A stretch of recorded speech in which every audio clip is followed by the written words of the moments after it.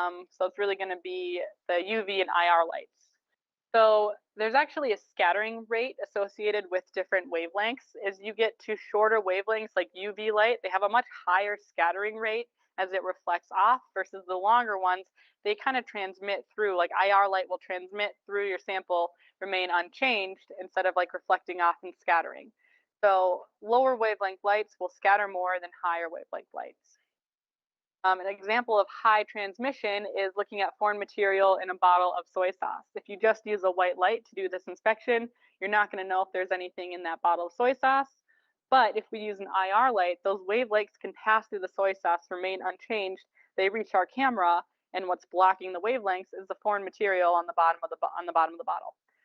So we can use this in a lot of ways.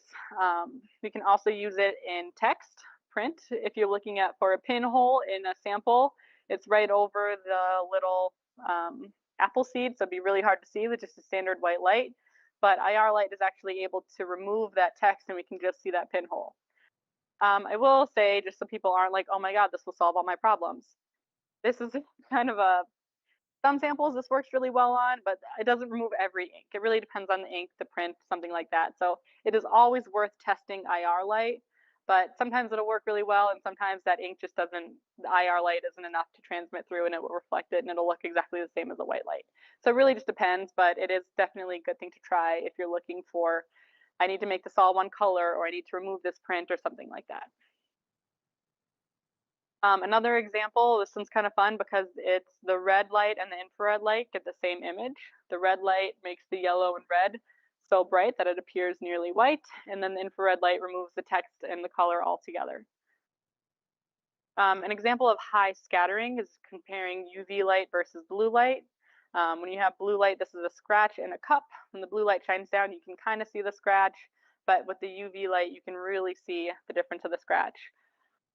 Is it always this drastic? No. There probably is some type of fluorescence playing into this image here. So this is really just to demonstrate that there is a difference, but it's not a drastic difference that you need to consider all the time, but it's just something to know that the scattering rate will change, longer wavelengths will pass through. In terms of products we have the IR series. So pretty much all of our lights can come in an IR wavelength. There's the dome light, flat dome light, ring, bar, and then Effilux.